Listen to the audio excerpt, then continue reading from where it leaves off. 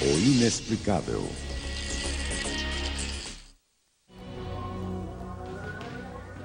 Na fronteira do novo milênio, um mistério continua a permear nossa cultura. Existiria vida extraterrestre? Segundo uma pesquisa, 1/3 dos americanos acredita em OVNIs. Quase 5 milhões afirmam ter vistos seres alienígenas. Os cientistas nos lembram que estes contatos não foram comprovados e nem podem ser. Os céticos dizem que essas pessoas foram iludidas ou querem lucrar com a polêmica. No entanto, as pessoas que afirmam ter tido essas experiências insistem que foram verdadeiras. Essas histórias chamam a atenção e refletem uma crença profunda de que não estamos sozinhos no universo. No interior de Kentucky, um homem relata a suposta batalha de sua família contra alienígenas em 1955. Com um alienígena. Perto da cidade de Nova York, dezenas de pessoas testemunharam OVNIs e visitas extraterrestres num parque público. E um estudioso da Bíblia fala sobre sua crença de que há 6.000 anos toda a civilização foi influenciada por visitantes do espaço sideral. A vida extraterrestre seria fato ou ficção? Ou pode apenas ser descrita como o inexplicável? Vida extraterrestre. Em 1955, em Kentucky, a cerca de 100 quilômetros de Nashville, Tennessee, havia uma tranquila comunidade rural. Na noite de 21 de agosto, no meio de uma roça, 10 pessoas tiveram contato violento com os alienígenas. Os Langford estavam voltando de uma reunião de família, onde se divertiram e jogaram cartas. Lonnie Langford, que tinha 12 anos na época, lembra-se muito bem dessa noite. Estávamos eu, meu irmão, minha irmã, 2 meio-irmãos, suas mulheres e um amigo com sua mulher e minha mãe. Ficamos conversando e jogando cartas. O amigo de meu meio-irmão precisou sair, não tínhamos banheiro dentro de casa. Quando saiu, viu um objeto redondo com luzes ao redor.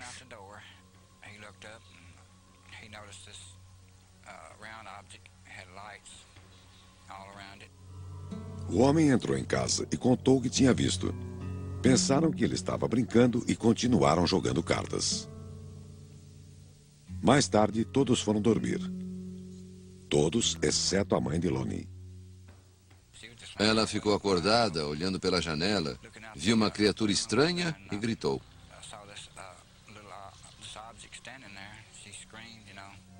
Todos pularam da cama.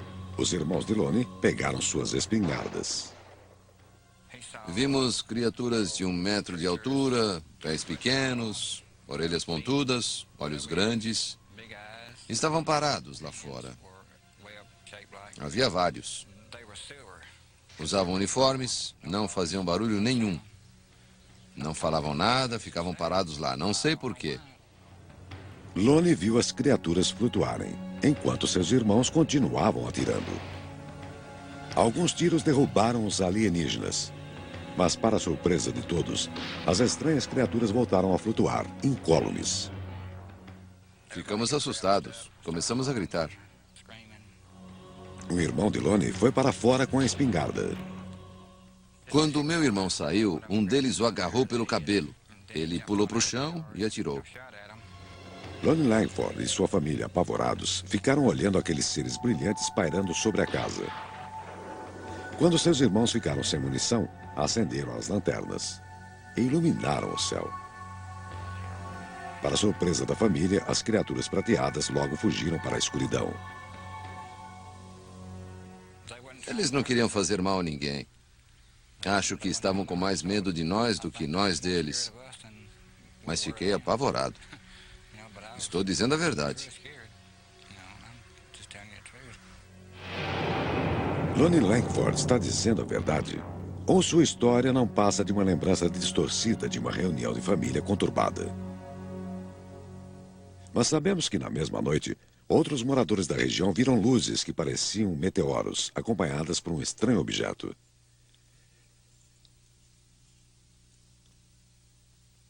Quando os Langford comunicaram o que viram, policiais e até mesmo soldados de uma base do exército próxima foram verificar o incidente. O soldado de Kentucky, Russell Ferguson, investigou o caso. Não encontrou nenhuma evidência concreta que comprovasse o relato dos Langford. Só encontramos a família bastante abalada e exaltada. Juravam que tinham visto pessoas baixas e prateadas, de olhos e cabeças grandes, que tinham tentado entrar na casa. O investigador de OVNIs, Philip Imbronho, acha o caso dos Langford convincente e que eles podem ter tido contato com extraterrestres. É um caso, na verdade, bastante convincente. A família não dava a mínima para os OVNIs.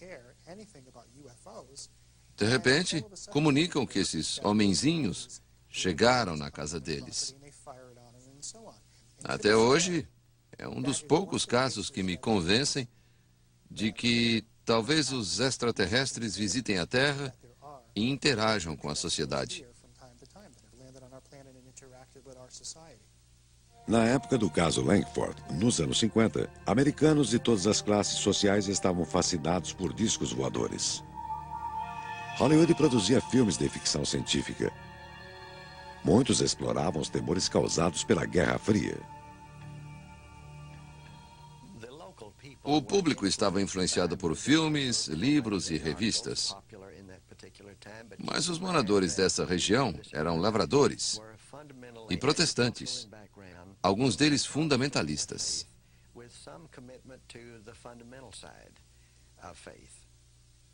Como os Langford eram cristãos devotos, será que se deixaram influenciar depois do culto da tarde daquele domingo? O soldado Russell Ferguson acha que não. Acredita que estavam bêbados. Encontrei um bando de gente desvairada.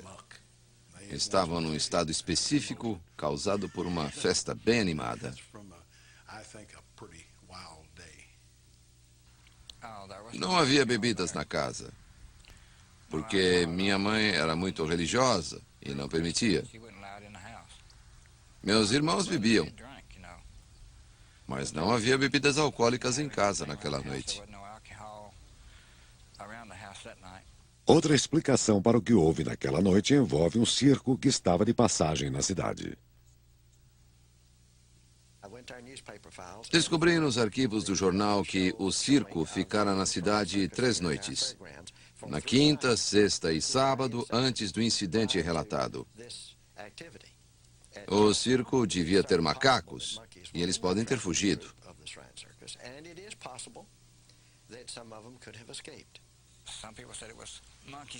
Eu não sabia que o circo estava na cidade, nem minha família. Você já viu um macaco prateado? Se essas estranhas visões não foram causadas por bebida em excesso ou por macacos, o que aconteceu?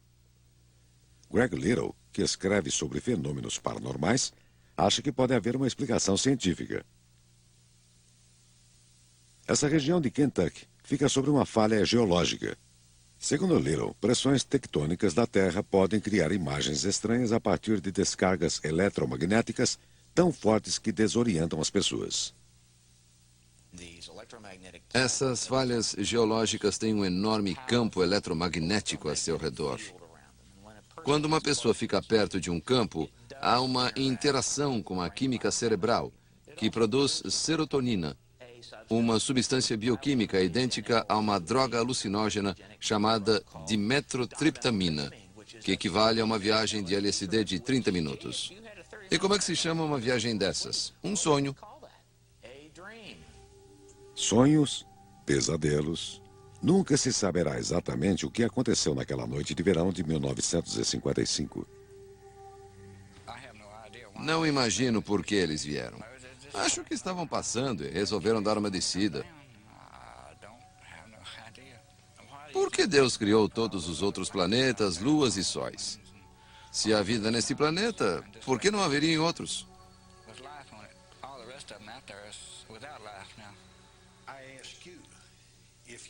Se alguém fosse capaz de viajar pelo espaço e para os outros planetas, viria para a Terra com toda essa tecnologia e iria justo para Kelly, Kentucky, e não para a capital do país? Ou para uma cidade grande? Não acredito.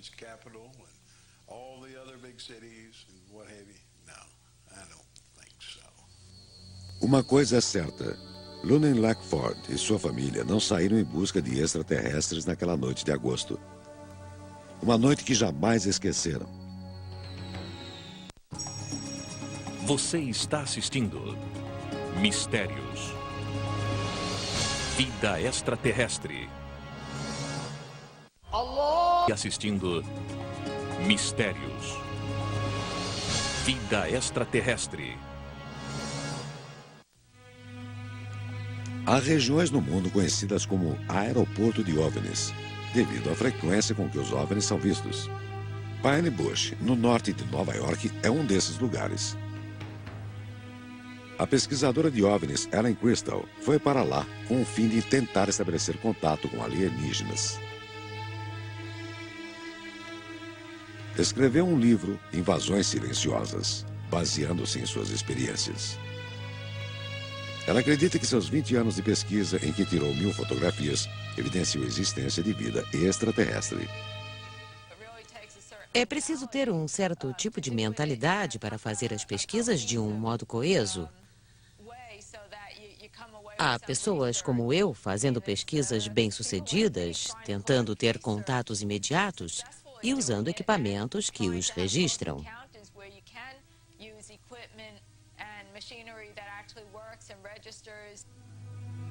Ellen começou a procurar seres extraterrestres nos arredores de Pine Bush no início dos anos 80. Naquela época, uma médium lhe disse que ela havia sido curada por alienígenas de uma grave doença que teve na infância.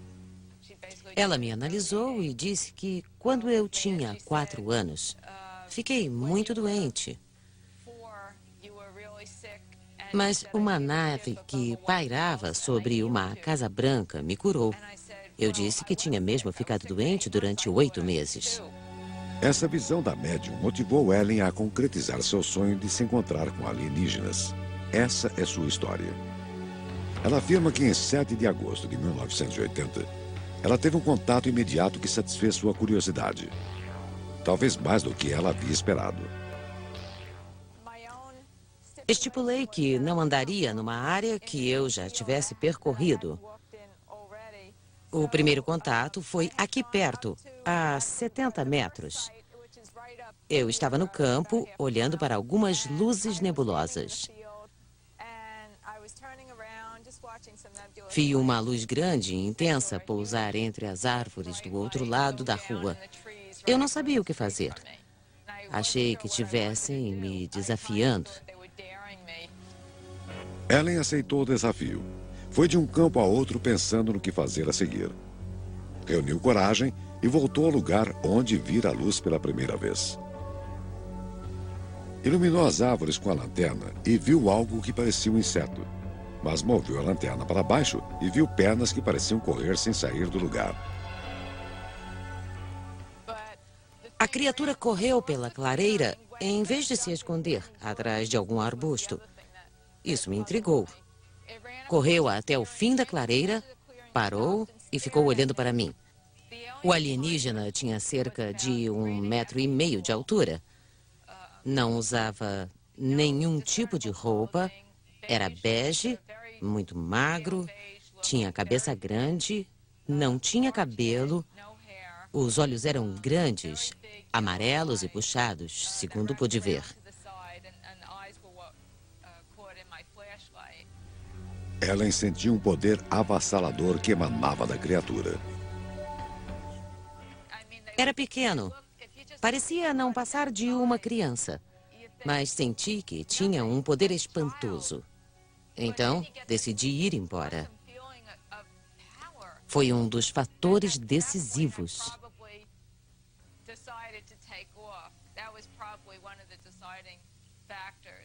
Amedrontada e exausta, foi até um estacionamento vazio para descansar e organizar os pensamentos.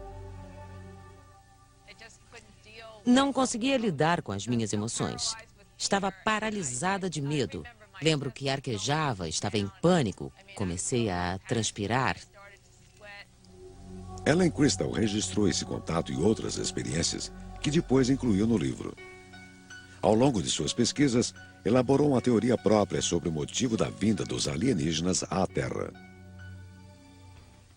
Acho que os alienígenas têm um problema físico terminal. O único motivo para eles estarem aqui em grande número é terem um problema físico terminal relacionado à reprodução. Podem ser uma raça à beira da extinção.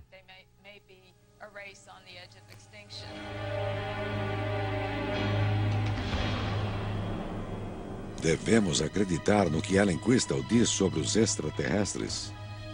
Ou seria seguidora de um tipo de mitologia moderna? Bernard Beck, professor de sociologia, acha que é esse o caso. As pessoas pensam que os extraterrestres são tão inteligentes pelo fato de terem chegado aqui, que tornarão nossa vida melhor e cuidarão de nós. São mitos criados por gente comum, que, ao comentar com os vizinhos, ao falar disso durante o almoço ou no bar, cria expectativas culturais.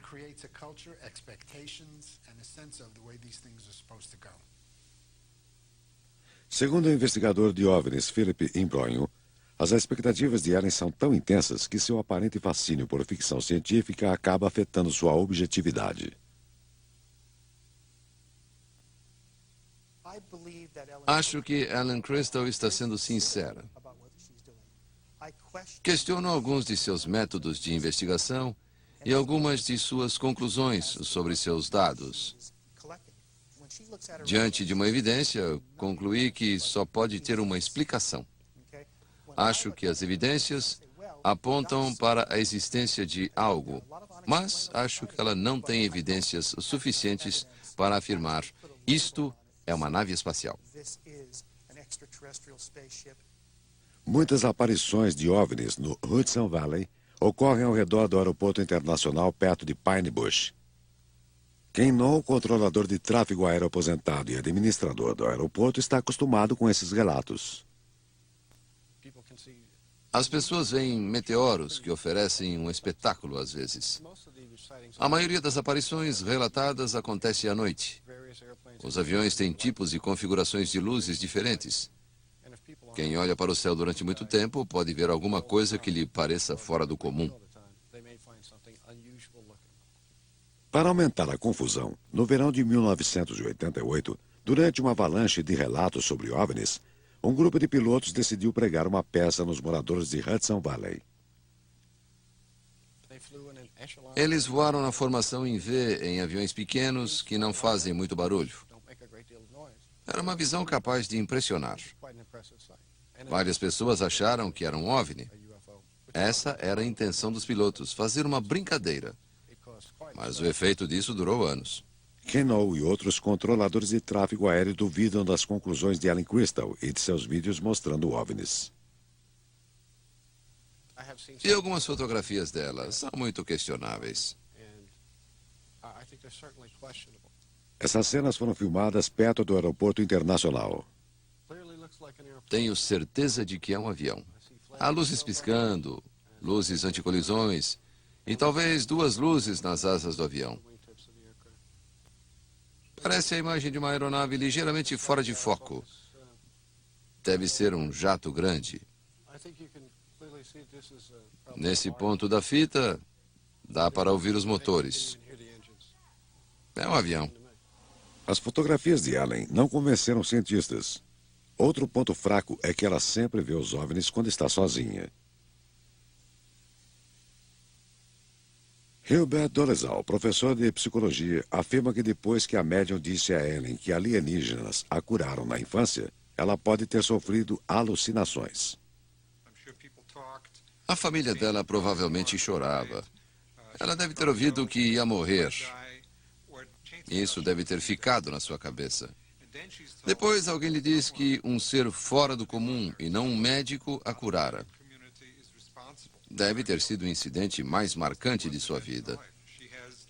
Do ponto de vista psicológico, é como uma pessoa que sabe mais tarde que foi adotada e sente a necessidade de estabelecer contato. Como Ellen, Crystal e a família de Kentucky passaram por essas experiências em locais isolados, sem outras testemunhas, seus relatos não convencem nem os que acreditam em OVNIs. Há 20 anos, dezenas de pessoas disseram que viram um OVNI num parque público em New Jersey, perto da cidade de Nova York.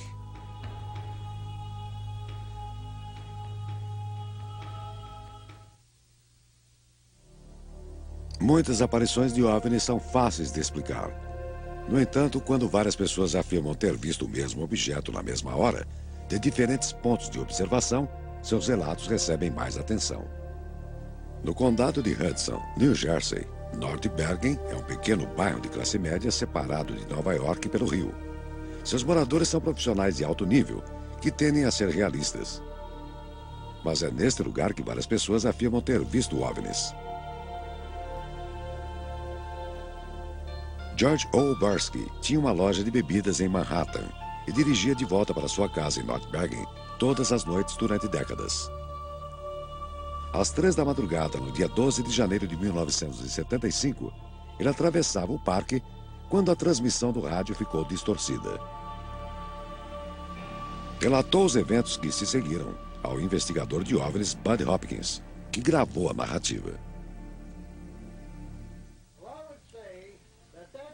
Diria que o objeto tinha uns 30 metros de comprimento. Era bem grande. Tinha uns 8 metros de altura. Parecia uma panqueca gigante. E pousou bem na minha frente. Ele descreveu as criaturas que saíram. Pareciam crianças sem roupas. Alguns seguravam um recipiente quadrado e uma pá. Retiraram amostras da terra rapidamente e voltaram para a nave. Moviam-se com uma velocidade incrível quando a nave decolou. Ele estava apavorado e perplexo. Não sabia o que vira.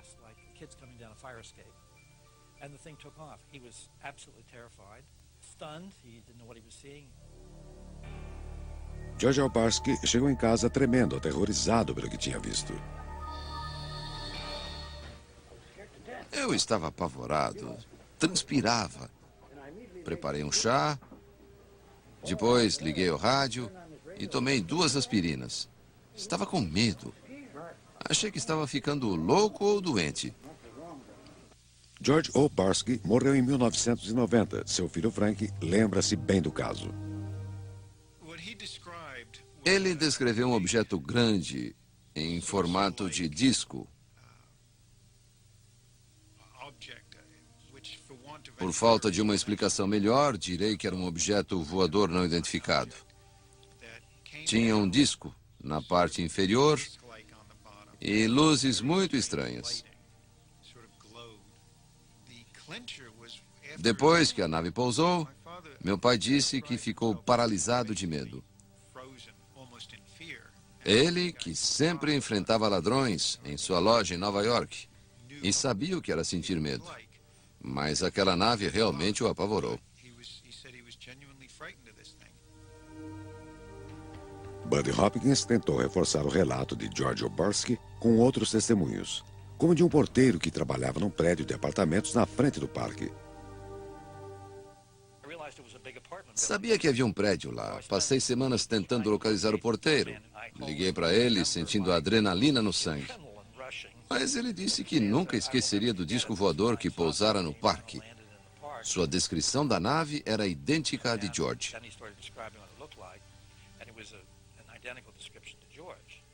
Bud Hopkins escreveu uma matéria sobre o caso no jornal Village Voice e continuou procurando outras testemunhas. Uma família fez um relato mais tarde. Moravam a 5 quarteirões do local. Viram um objeto descer, inclinado, a uns 40 metros de altura. Parecia que olhavam para dentro das casas. A mãe estava doente, mas foi para a rua de camisola e descalça, junto com o marido e os filhos, correram atrás da nave. A professora Ann Karlovich, moradora de North Bergen, disse que não acreditou quando sua filha lhe falou das evidências encontradas no parque no dia seguinte. Em 1975, ouvimos falar que havia um disco voador no parque. Minha filha e seus amigos foram ver o que estava acontecendo. Contaram que viram trechos de grama queimados perto do campo de beisebol. Disseram que as janelas e a entrada de vidro do prédio haviam sido quebradas por um raio de luz. As crianças estavam empolgadas. Frank Obarski também foi ao local com o pai. Achava um homem realista e não entendia por que estava envolvido com aquela história tão irracional.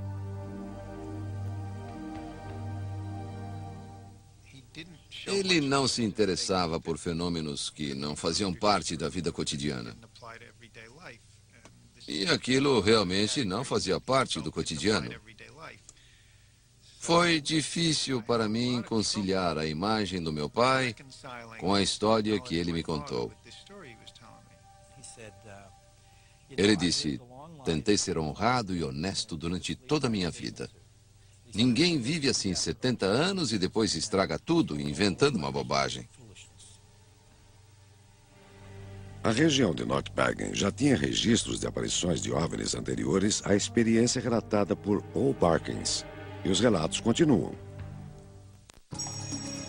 Você está assistindo Mistérios. Vida extraterrestre. E assistindo Mistérios. Vida extraterrestre. Desde o suposto contato tornado famoso por Obarkins em 1975, moradores de North Bergen, New Jersey, relataram ter visto dezenas de OVNIs em várias ocasiões diferentes. No dia 6 de julho de 1986, o investidor Ron Lee e a artista Ninetta Napi apreciavam o pôr do sol da varanda do apartamento dela no conjunto Stone Range. Pensei, que negócio é esse no céu? Vi uma coisa que eu não conseguia identificar. Não se mexia, não emitia nenhum som. Ficamos olhando e tentando imaginar o que seria. Se ouvisse o som de um motor, não teria achado estranho. Mas era um objeto silencioso e grande, e isso chamou ainda mais a minha atenção. Era oval e tinha 3 luzes embaixo. Ficou estacionado no céu durante uns 10 minutos. E depois partiu em direção ao sul sem precisar de impulso. Simplesmente deslizou numa velocidade superior à que estou acostumado a ver. Pouco depois, ouvimos um barulho e vimos aviões militares a segui-lo.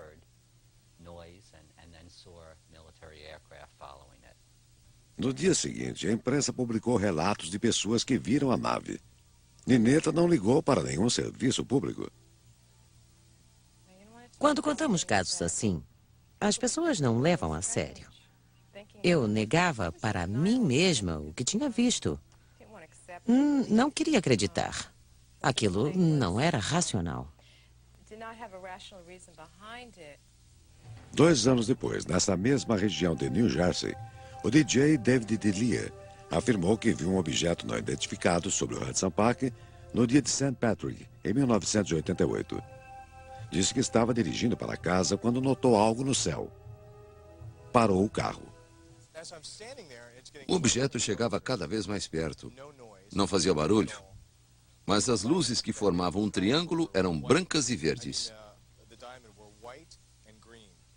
Delia voltou para o carro e seguiu o OVNI ao longo de vários quilômetros, reparando no formato da nave. O OVNI tinha formato de diamante. Meus polegares mostram a posição em que ele avançava. Em 1993, 5 anos depois da experiência relatada por Delia, outra moradora de North Bergen, Ann Karlovich, que encarara com ceticismo os outros contatos, afirma que ela também viu um objeto voador não identificado.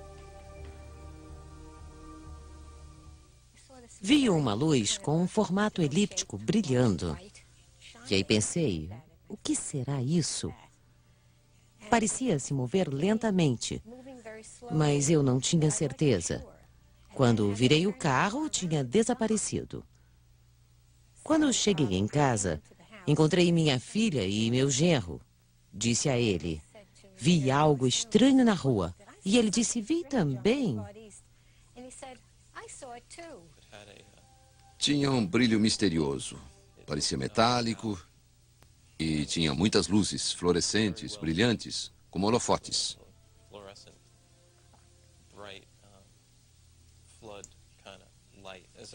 Lembro-me de que era um objeto pequeno, elíptico, uma esfera elíptica.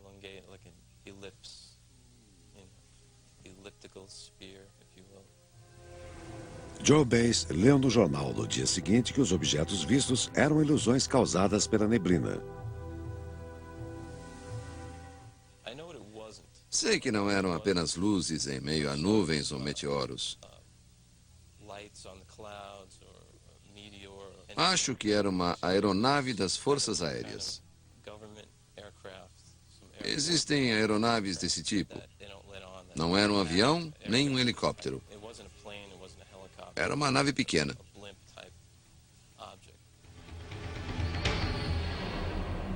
As pessoas que moram nessa região acreditam que viram OVNIs. Mas eram naves espaciais? Desde a Segunda Guerra Mundial, os relatos de pessoas que viram OVNIs ganharam um sistema de classificação ou de categorias. O método foi criado por um professor de astronomia da Northwestern University, J. Allen Hynek. Foi ele que criou o termo contato imediato de terceiro grau para descrever os contatos humanos com alienígenas. Philip Embroyon participou do livro que Hynek escreveu em 1987. Eles reuniram depoimentos de milhares de pessoas que viram OVNIs na costa leste. Comecei a investigar alguns casos, mas eram apenas a ponta do iceberg. Num período de 5 anos, 7.000 pessoas viram OVNIs. Muitas eram acima de qualquer suspeita. Policiais, pilotos, advogados, educadores, cientistas, executivos de grandes corporações, todos viram um objeto maior do que um campo de futebol, voando pelo céu. O psicólogo Herbert Dolezal insiste que essas pessoas que dizem ter visto OVNIs estão enganadas. É um fenômeno de percepção em que o pano de fundo é escuro e o objeto aparece contra uma estrutura imprecisa. Além disso, a pessoa pode ter miopia, astigmatismo ou sofrer de algum outro distúrbio visual. A questão não são os objetos voadores não identificados, mas objetos imóveis não identificados. Sei o que vi.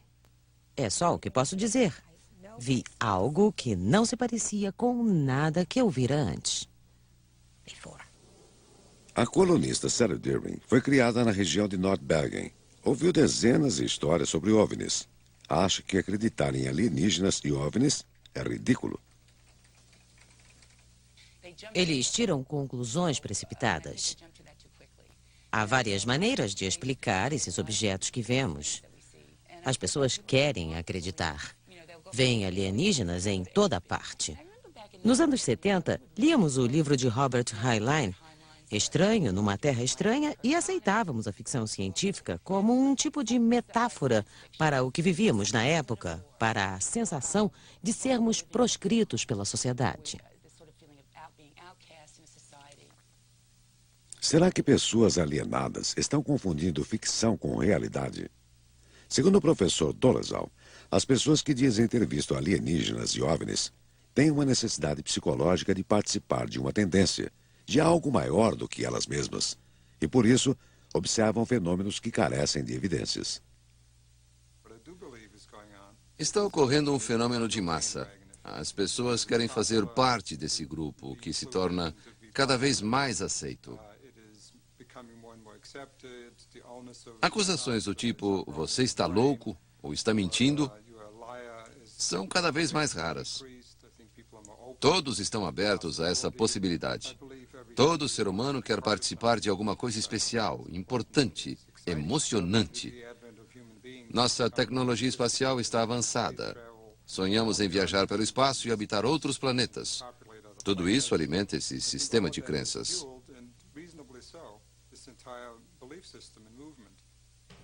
Os céticos, como o professor Dolezal, explicam por que essas experiências são ilusórias. Mas quem passou por elas irrita-se com esse ceticismo. Frank Obarski ainda está perplexo com o que supostamente aconteceu a seu pai. Ficava aborrecido quando diziam que ele estava mentindo. Foi isso que mais me marcou e intrigou.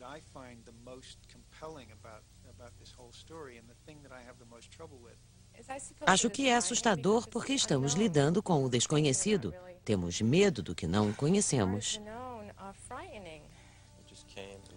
Apareceu e foi embora. Posso estar enganado, mas acho que foi um acontecimento único. Vi algo inexplicável.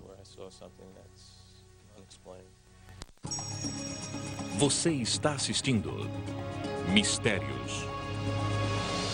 Vida extraterrestre. Mistérios. Vida extraterrestre. Há cerca de 6.000 anos, no sul da Mesopotâmia, existia uma sociedade avançada, a dos Sumérios. Como no caso do Egito Antigo, muitos aspectos da cultura suméria são misteriosos. Zacarias Sitchin é estudioso da Bíblia e especialista em civilizações antigas. Acredita que extraterrestres chamados Anunnaki visitaram nosso planeta e influenciaram a cultura suméria, uma cultura que tinha sofisticação das civilizações modernas. Tinham um conhecimento incrível de astronomia, de matemática, construíam arranha-céus. Foram os primeiros a introduzir a roda. Tinham arte, música, dança, leis, tribunais, juízes, reis. Tudo o que consideramos essencial para uma civilização adiantada surgiu lá, da noite para o dia, há 6.000 anos. Sitchin baseia sua crença na influência dos extraterrestres nos mitos sumérios, que foram escritos em placas antigas. Afirma que esses mitos descrevem experiências reais com os extraterrestres conhecidos como Anunnaki. O trecho a seguir descreve tarefas recebidas pelos antigos astronautas. Alguns deviam ficar na órbita da Terra e vigiá-la. Outros desceriam e estabeleceriam uma civilização. Foram as instruções de Anu. Deixou 300 no céu como guardas, para definir como era a Terra do céu. E na Terra, mandou que 600 residissem lá. Depois de dar todas as instruções aos Anunnaki, do céu e da Terra, distribuiu suas tarefas. Pelo que entendi de vários desses textos, eles estavam perdendo a atmosfera de seu planeta, seja por causas naturais ou desastres ecológicos. Segundo ele, os textos contam que os Anunnaki vieram para a Terra e recolheram partículas de ouro que usariam para proteger sua atmosfera. Os mitos também dão informações sobre leis, astronomia e o cosmo. Nesses textos, o sistema solar não consiste de 9 planetas, mas de 12. Os Anunnaki vieram do 12º planeta, chamado Naburu. Esse planeta misterioso aproxima-se da órbita terrestre a cada 3.600 anos. Essas evidências dos textos e descrições antigos não deixam dúvida de que seres de outros planetas participaram não só de nossa criação, acelerando a evolução, como narra a Bíblia, mas da nossa civilização durante milênios.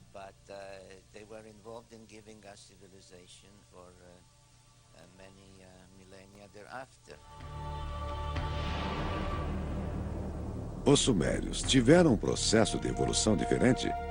Quase todos os estudiosos da cultura suméria descartam essa hipótese, inclusive o professor Miguel Civil, da Universidade de Chicago. Na minha opinião, não há nada na evolução da cultura do sul da Mesopotâmia que não possa ser explicado pela evolução normal da cultura de modo geral.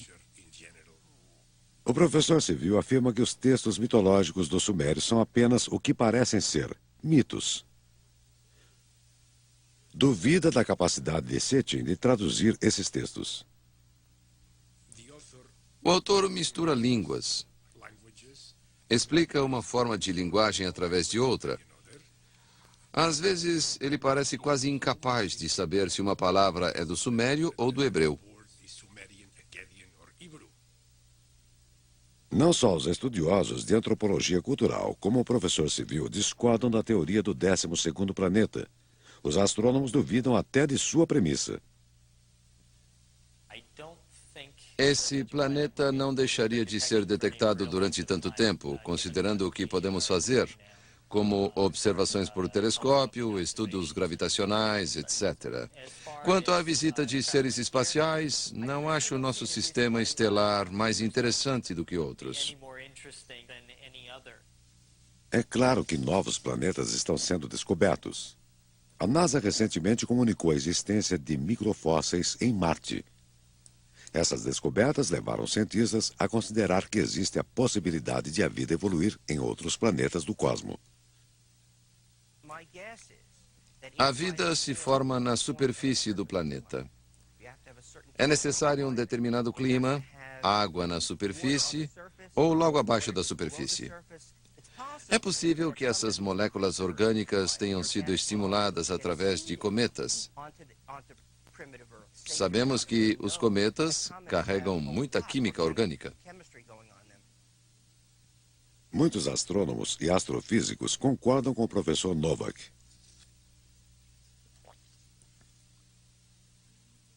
Mesmo se existe vida inteligente no espaço, mesmo com nossa atual tecnologia, as distâncias no céu são grandes demais. Talvez existam outras civilizações no cosmos. Mas, caso existam, estão tão longe de nós que não poderiam nos alcançar. Estão a centenas de milhares de anos-luz de distância. Não há a menor chance de que cheguem até nós. As distâncias entre os astros são muito vastas. A distância da Terra até o centro da galáxia é por volta de 30.000 anos-luz. Alguns afirmam que a atual onda de aparições de extraterrestres substitui a religião tradicional. Tradicionalmente, as pessoas acreditavam num ser divino, em Deus. Na ausência dessa crença religiosa, ou talvez como um suplemento, há uma necessidade de se acreditar em seres mais sofisticados, mais sábios, mais avançados tecnologicamente. Parece-me que esse é um suplemento ou substituto para a crença religiosa.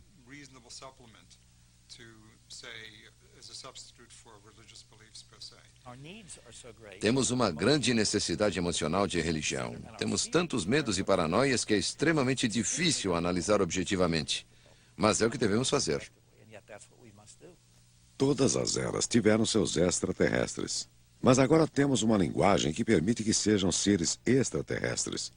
Antigamente, eram apenas seres estranhos. Se todos os cientistas céticos do mundo se reunissem durante um ano e fizessem um estudo profundo desses fenômenos para descobrir se os OVNIs são mesmo extraterrestres, talvez surgissem algumas respostas, em vez de críticas constantes a essa ciência.